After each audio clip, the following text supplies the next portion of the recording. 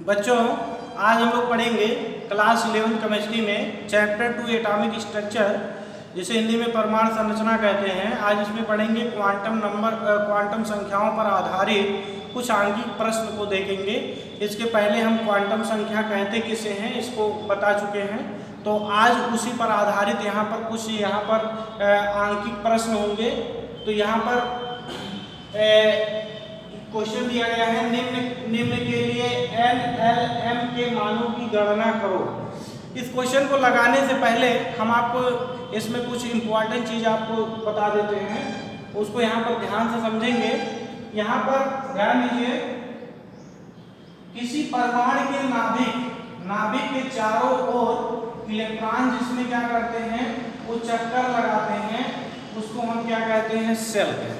ये चीज याद रहना चाहिए, यानी कि नाभिक के चारों ओर जिसमें इलेक्ट्रॉन क्या करते हैं, घूमते हैं, चक्कर लगाते हैं, उसको हम क्या कहते हैं, सेल कहते हैं।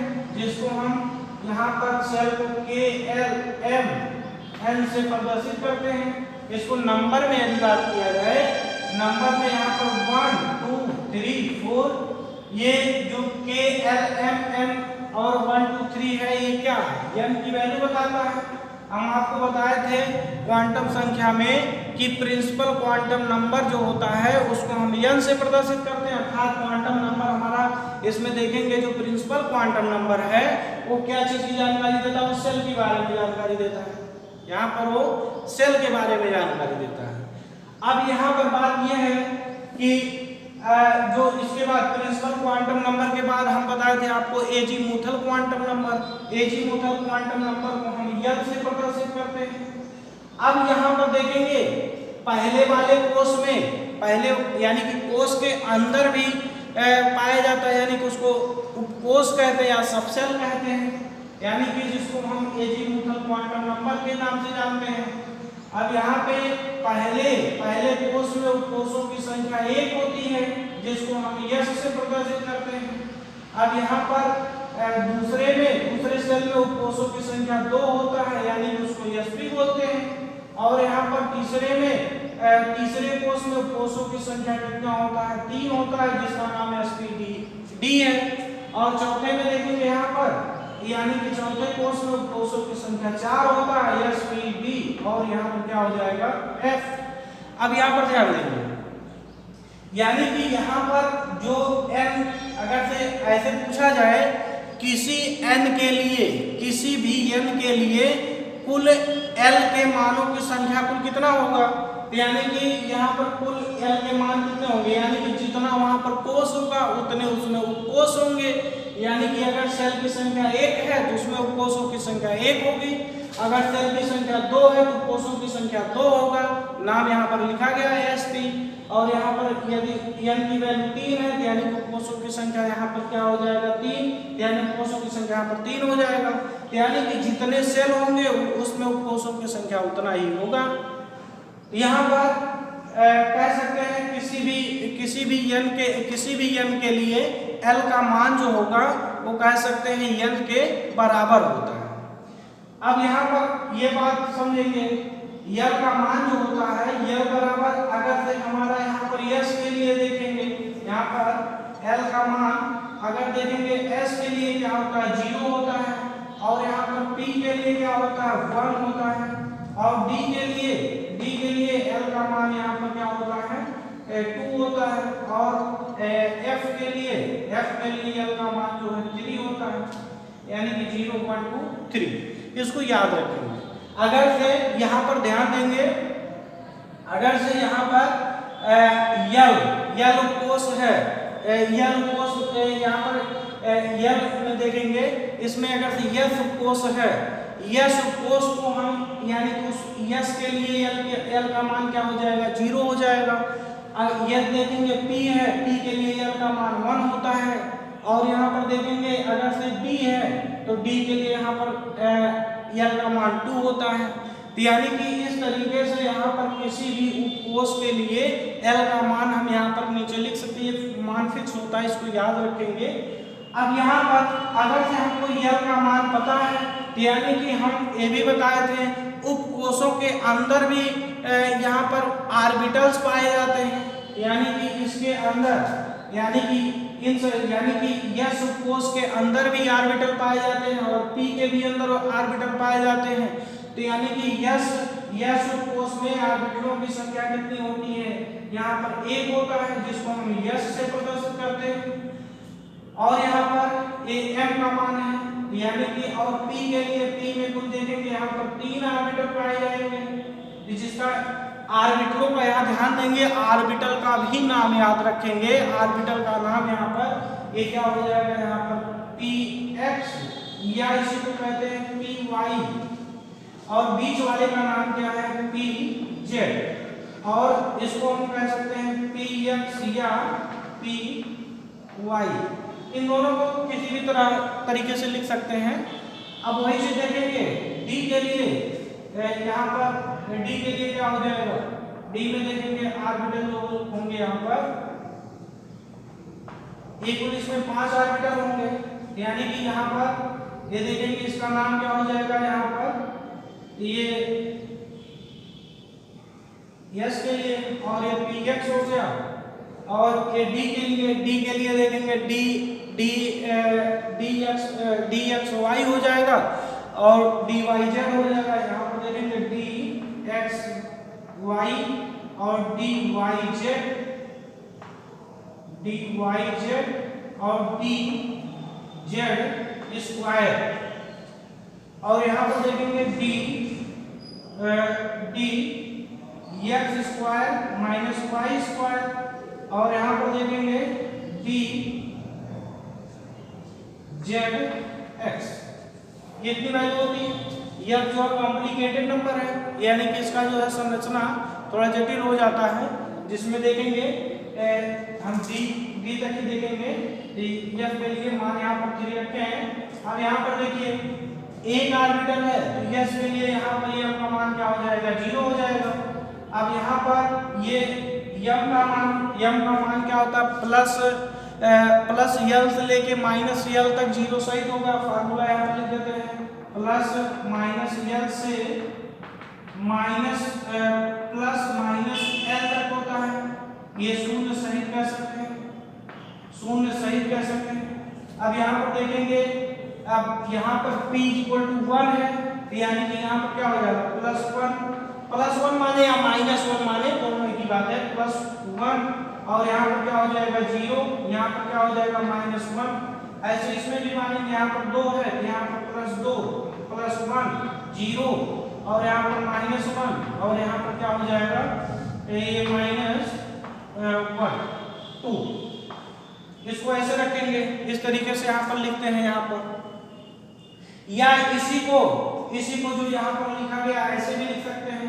यहाँ पर +1 कर सकते हैं, यहाँ पर भी -1 कर सकते हैं, इसी को हम इधर भी कर सकते हैं। यहाँ पर +1 यहाँ पर +2 और इधर -1 यहाँ पर -2, यानी कि दोनों सेक्शंस में हम यहाँ पर इसको ऑब्जर्व कर सकते हैं।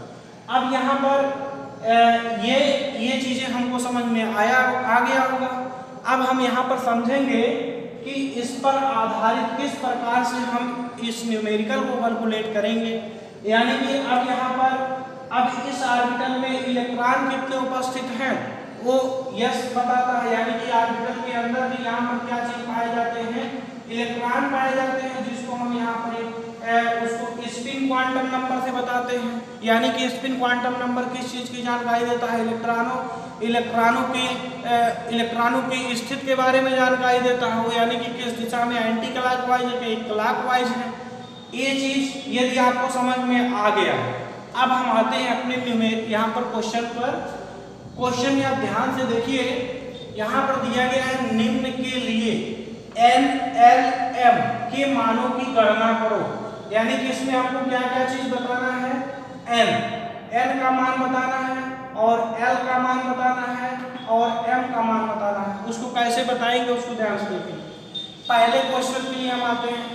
पहला क्वेश्चन है 2s, पहला क्वेश्चन है 2s। अब यहाँ पर देखिए एक 2s का मतलब ये है कि जो हमारा ये इलेक्ट्रॉनिक कॉन्फ़िगरेशन है वो पहले सेल के बजाय किसमें है, दूसरे सेल में। यानी कि यहाँ पर 2 नंबर आया है, यहाँ पर आगे 2 आया है। 2 का मतलब यहाँ पर कितना हो गया, A2, यानी कि इसको हम नंबर कर देंगे, इसको 1s, यहाँ पर 2s 2p, और यहाँ पर 3s 3p 3d, और यहाँ पर देखेंगे 4s, यहाँ पर 4p 4d 5। अब समझ में गया, आसान हो जाएगा। अब यहाँ पर देखिए 2s किस सेल में आया है, 2s यहाँ पर 2s देखिए यहाँ पर आया है, तो ये 2s के लिए n का मान कितना है, 2 है, यानी कि यहाँ पर इसको देख करके 2s, इसमें देख करके n का मान कितना हो जाएगा, 2 हो जाएगा। अब यहाँ पर ये देखना है 2s के लिए l का मान देखना है, तो l का मान यहाँ पर है, तो l का मान हम बताए थे कि उसमें जो है l का मान देखने के लिए यानी कि जितना उसमें सेलों की संख्या उतना उसमें उपकोषों की संख्या होगी, यानी कि उपकोषों की संख्या यहाँ पर क्या हो जाए, n = 2 है, n = 2 है, तो यहाँ पर l बराबर देखेंगे ये 2s, यानी कि ये जो आगे लिखा गया है ये हमारा क्या दर्शा रहा है, यानी कि दूसरे सेल में दर्शा रहा है। यहाँ पर ये दूसरा सेल, ये जो आगे 2 लिखा गया है 2, ये n की वैल्यू, तो बाकी जो यस हमारा क्या है, यस हमारा उपकोष है, तो यानी कि l की वैल्यू क्या बताता है, उपकोषों की संख्या बताता है, तो यानी कि यस के लिए हम यहाँ पर बताए थे l का मान जो है यस के लिए क्या होता है, 0 होता है, तो यानी कि यहाँ पर यस आया है, इसलिए यहाँ पर l का मान क्या हो जाएगा, 0 हो जाएगा। अब यहाँ पर देखेंगे m के लिए m का मान देखते हैं, अब m का मान यानी कि यहाँ पर ये देखेंगे s के लिए, जब s का मान 0 है तो उसके लिए m का मान कितना हो जाएगा यहाँ पर, यानी कि ये हमारा ऑर्बिटल यहाँ पर हो जाएगा, ऑर्बिटल में यहाँ पर, तो m का मान यानी कि m का मान जो ऊपर यहाँ पर लिखा गया है, m का मान क्या हो जाएगा यहाँ पर 0 हो जाएगा, तो m का मान यहाँ पर क्या हो जाएगा, 0 हो जाएगा।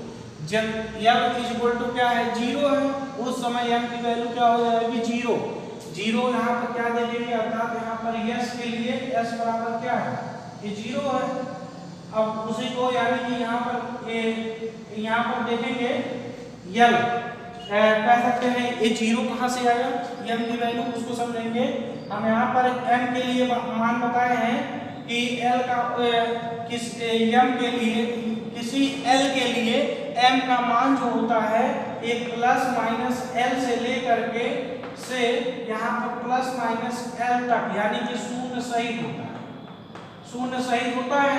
अब यहाँ पर देखिए, यानी कि हम अगर से यहाँ पर कोई नंबर होता, 0 की जगह पे मान लेते यहाँ पर -2 होता, और यहाँ पर फिर -1 आता, फिर 0 आता, फिर +1 आता, फिर यहाँ पर क्या आता, +2, ऐसे लिखते।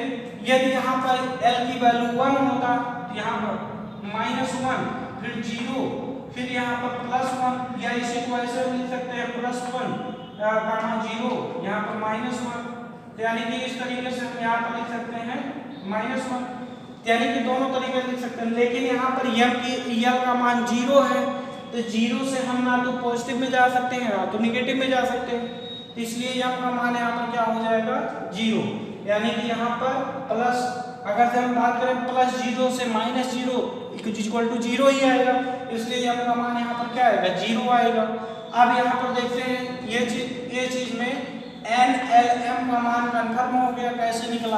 अब सेकंड क्वेश्चन पर आते हैं, बी के लिए यहाँ पर लिखा गया 2pz। अब यहाँ पर देखिए 2pz आया है, यानी कि सबसे पहले ये जो आगे आता है ये क्या चीज बताता है, n की वैल्यू बताता है।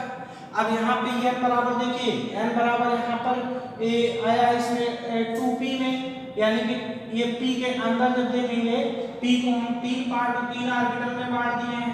यहाँ पर क्या दिया है, pz दिया है, यानी कि pz हमारा यहाँ पर है, तो pz के ऊपर एक कौन सा नंबर लिखा गया, 0 लिखा गया है, तो इसलिए यहाँ पर n बराबर कितना हो जाएगा, इसको हम बोलेंगे सेल बताता है, यानी कि n बराबर 2। अब यहाँ पर p है, p के लिए यानी p हमारा क्या बताता है, उपकोषों की संख्या, उपकोष बताता है। l हम यहाँ पर बोले हैं p के लिए कितना रखते हैं, 1 रखते हैं। अब यहाँ पर देखेंगे ये pz है, pz हमारा क्या बताएगा, m की वैल्यू बताएगा। अर्थात यहाँ पर m की वैल्यू यानी कि pz के ऊपर क्या लिखा गया है, 0 लिखा गया है, यानी कि यहाँ पर m इज इक्वल टू क्या हो जाएगा, 0 हो जाएगा। ये चीज समझ में आया होगा। अब हम आते हैं तीसरे नंबर पर, सी क्वेश्चन हमारा क्या, 4d, यहाँ पर है 4d x square minus y square. ये देखेंगे नेक्स्ट क्वेश्चन हमारा है। अब यहाँ पर देखिए ये 4d आया है, 4d हमारा कहाँ पे है, इसको देखते हैं। इसमें 4d हमारा देखिए यहाँ पर है 4d, यानी कि ये 4 हमारा क्या दर्शा रहा है, 4 यानी कि n की वैल्यू क्या है, 4 है, यानी कि यहाँ पर लिखेंगे n इज इक्वल टू कितना है, 4 हो जाएगा। ये हमारा आंसर है सभी, यानी कि n इज इक्वल टू 4। अब उसके बाद l का मान बताना है, l इज इक्वल टू क्या होगा, l को हम कैसे पहचानेंगे, d को देखेंगे, यानी कि जो सेल के तुरंत बाद संख्या लिखा रहता है वो उसको कोष बोलते हैं। d के लिए कोषों की संख्या कितना बोले हैं, यहाँ पर 2 बोले हैं, यानी कि यहाँ पर कितना हो जाएगा, 2। अब यहाँ पर देखिए x square minus y square दिया है। अब यहाँ पर देखेंगे x square minus y square यहाँ पर दिया है, यानी कि इसके ऊपर कितना लिया, प्लस 1 माइनस 1 लिखा गया है, तो इसको हम लिख सकते हैं m इज इक्वल टू क्या हो जाएगा, plus 1 r is equal minus 1। ये दोनों वैल्यू हो सकता है, इसको हम इधर भी लिख सकते हैं और इधर भी लिख सकते हैं, तो इसलिए माइनस प्लस दोनों संख्या में यहाँ पर हम दिखा सकते हैं। ऐसे ही यहाँ पर देखेंगे ये क्वेश्चन नंबर डी में, क्वेश्चन नंबर डी में देखेंगे, डी में क्या है, यानी कि यहाँ दिया गया 4dz स्क्वायर दिया गया है। अब यहाँ पर देखिए 4d दिया गया, 4d कहाँ पे है, यहाँ पर है, यानी कि इसमें 4 का मतलब n की वैल्यू कितना 4 है, और d क्या बताता है, n की वैल्यू बताता है, d बराबर कितना 2 है, यानी कि यहाँ पर हो जाएगा n की वैल्यू कितना हो जाएगा 4, gamma l is equal to क्या हो जाएगा, l हम इसको d बराबर कितना है 2। अब यहाँ पर z स्क्वायर है। अब यहाँ पर देखिए यहाँ पर z स्क्वायर में देखिए यहाँ पर क्या दिया गया है, 0 दिया गया है, अर्थात m की वैल्यू क्या हो जाएगा, 0 हो जाएगा, m की वैल्यू हो जाएगा 0। एक चीज यहाँ पर ध्यान देंगे, यदि इस क्वेश्चन में यहाँ पर ये z स्क्वायर नहीं दिया होता तो कहने का मतलब इतना ही क्वेश्चन 4d दे दिया होता, फिर उसमें m की वैल्यू हम इसको सिर्फ यहाँ पर 0 नहीं दिखाते, तब यहाँ पर ये दिखाते हैं कि यहाँ पर इसमें यहाँ पर +2 से लेकर के -2 तक, इसको हम पूरा यहाँ पर एक्सप्लेन करते। तो यहाँ पर जैसे सपोज करिए यही क्वेश्चन हमारा ऐसे होता, यानी कि 4d ऐसे दिया होता, तब यहाँ पर n की वैल्यू 4 होता, l की वैल्यू यहाँ पर क्या होता 2 होता। अब यहाँ पर m का वैल्यू क्या होता, m का वैल्यू +l से -l तक, यानी कि यहाँ पर +2 और +1 0 -1, और यहाँ पर क्या हो जाएगा -2, r इसको हम ऐसे भी लिख सकते हैं -2, और यहाँ पर हो जाएगा क्या -1 0 +1 +2, यानी कि इस तरीके से हम इसका आंसर तब देते हैं, यानी कि इसका इतना आंसर होता, तब m की वैल्यू जो होती है यहाँ पर ये इतना कुछ होता। तो इस तरीके से हम इस क्वेश्चन को यहाँ पर सॉल्व कर सकते हैं, इसमें कोई असुविधा नहीं होगी, आप लोग इसको सॉल्व करेंगे और इसके आगे कुछ क्वेश्चंस को हम बता रहे हैं, इसको आप सभी नोट करेंगे। अब यहाँ पर देखेंगे एक दूसरा क्वेश्चन है, n के किसी मान के लिए l m व s के कुल मानों की संख्या बताओ। अब यहाँ पर देखिए क्वेश्चन समझिएगा। अब यहाँ पर ये दिया गया है n के किसी मान के लिए, n के किसी मान के लिए कहने का मतलब यहाँ पर जो n दिया गया है n के किसी मान के लिए दिया है, चाहे 1 के लिए, 2 के लिए, 3 के लिए, 4 के लिए, 5 के लिए, किसी भी मान के लिए, यानी कि स्वतंत्र है, यानी किसी भी मान के लिए l का मान क्या होगा, m का मान क्या होगा, s का मान क्या होगा। अब यहाँ पर देखते हैं, यानी कि किसी भी n के लिए कह सकते हैं किसी भी n के मान के लिए सबसे पहले l का मान क्या होगा, इस पे विचार करते हैं। यानी यहाँ पर ये हमारा सॉल्यूशन है, यहाँ पर देखेंगे n के, यानी कि किसी भी n के मान के लिए l का मान क्या होगा, तो यानी कि n बराबर यदि 1 है तो n का मान भी कितना है यहाँ पर, यानी उसमें उपकोषों की संख्या कितना होगा, 1 होगा। नाम नहीं पूछा है, सिर्फ संख्या पूछा है।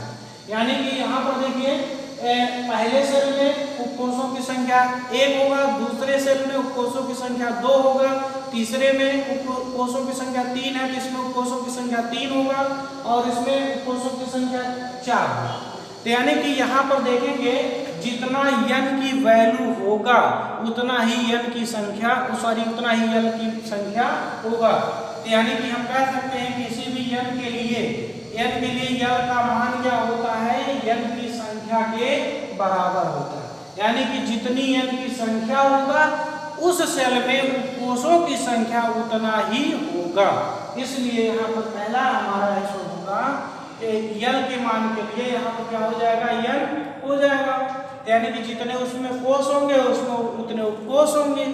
अब यहाँ पर आते हैं n के लिए, यानी कि यहाँ पर क्या हो जाएगा, किसी भी n के लिए n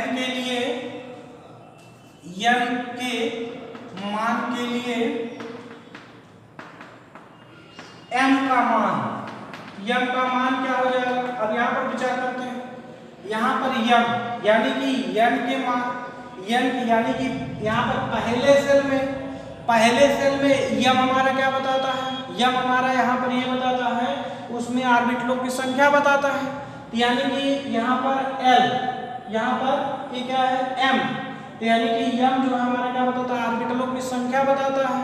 यानी कि पहले सेल में एक उपकोष होते हैं, एक उपकोष अर्थात यहाँ पर ऑर्बिटलों की संख्या 1 है और दूसरे में देखेंगे, दूसरे में यहाँ पर ये उपकोषों की संख्या 2 है, जबकि ऑर्बिटलों की संख्या कितना है, एक s के लिए होता है, एक ऑर्बिटल s के लिए और यहाँ पर p के लिए 3 ऑर्बिटल, तीनों को जोड़ देंगे, दोनों को जोड़ देंगे कितना होगा, 3 और 1 4।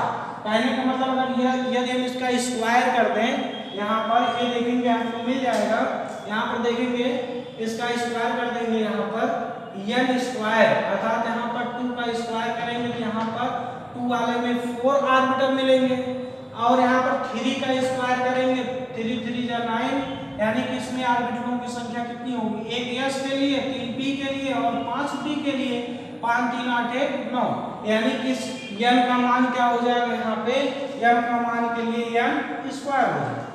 ठीक, अब यहाँ पर देखते हैं s के लिए, s यहाँ पर क्या बताता है, उसमें इलेक्ट्रॉनों की संख्या बताता है।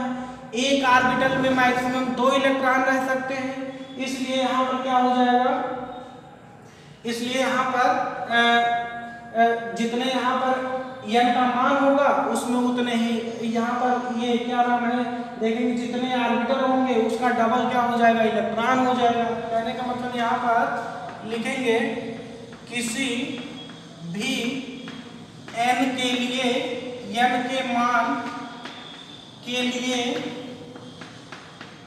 m का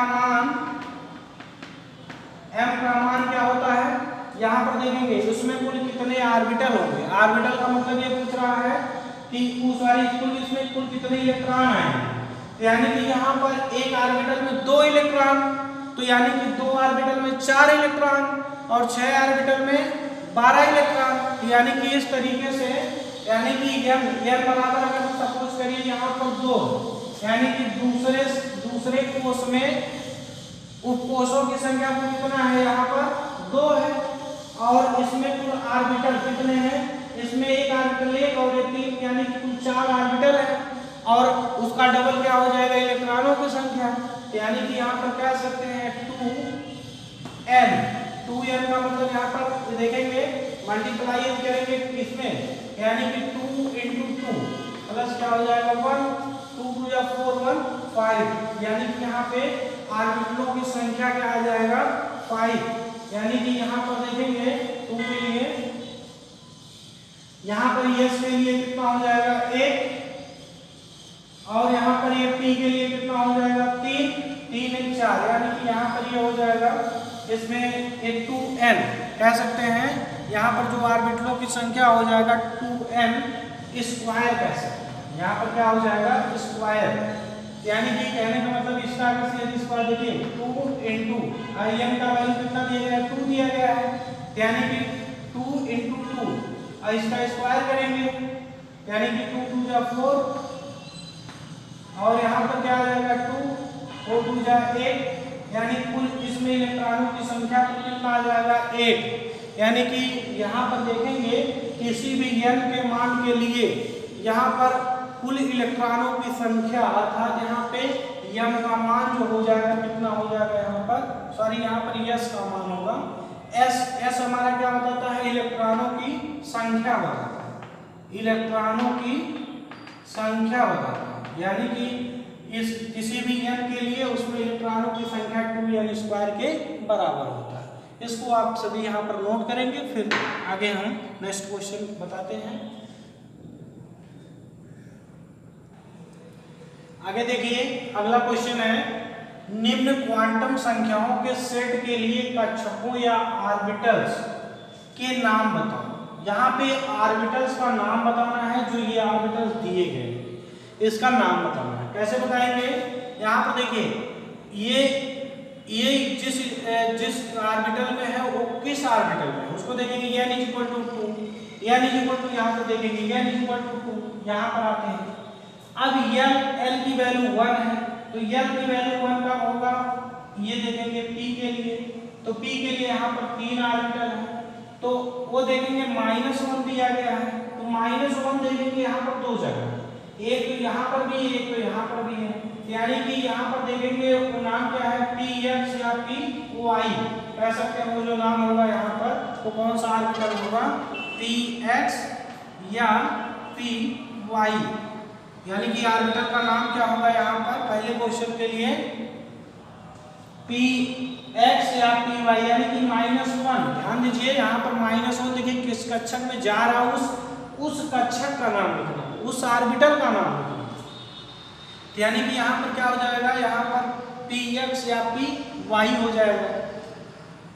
अब यहाँ पर देखेंगे b के लिए, b में क्या हो जाएगा n = 4 है यानी कि n की वैल्यू 4। यहाँ पर आते हैं l का मान कितना 1 है, l = 1 l का मान कब 1 होगा जब p बराबर कितना होगा 1 होगा।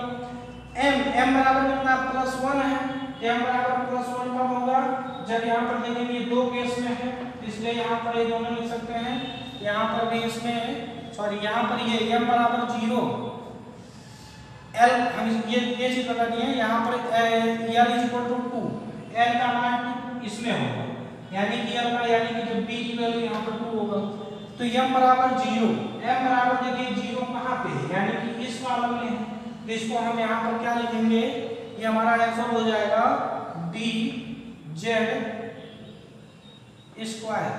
यानी कि यहाँ पर ये क्या हो जाएगा यहाँ पर ये कह सकते हैं 2 क्योंकि यहाँ पर n की वैल्यू 2 है तो यहाँ पर लिखेंगे 2py,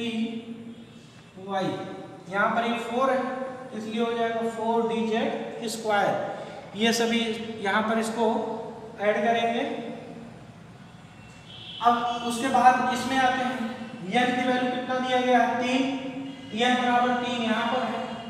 अब n का मान कितना है 1 है, l = 1 इसमें है तो 1 और m का मान देखेंगे +-1 है यानी कि +- कोई भी ले सकते हैं। यहाँ पर क्या हो जाएगा px या py यानी कितना है यानी कि 3px 3py, ये हमारा आंसर है। ऐसे ही इसमें देखेंगे n = कितना है 4, n की वैल्यू कितना है 4 यानी कि n की वैल्यू 4 यहाँ पर, l का मान 0 है, l का मान 0 इसमें होगा जब s की मान होगा तो यानी कि m का मान क्या है 0 है यानी कि किसमें हो जाएगा यहाँ पर 4s कह सकते हैं यहाँ पर ये 4s में है। ये हमारा क्या है सभी ये आंसर है।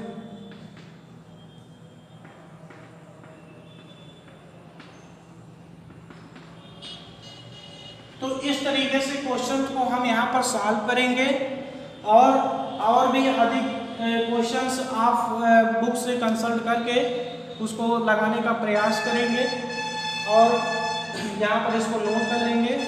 तो आज के लिए बस इतना ही।